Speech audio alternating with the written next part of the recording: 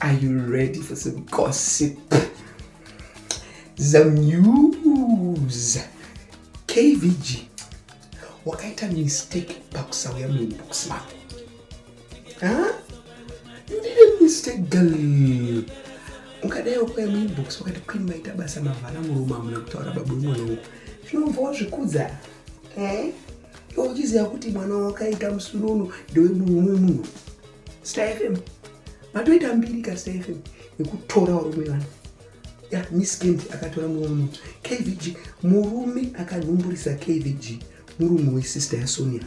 Sonja ex-wife wa watu. KVG akamba nutrama. Yeah, Zimbabwe is my territory, girl.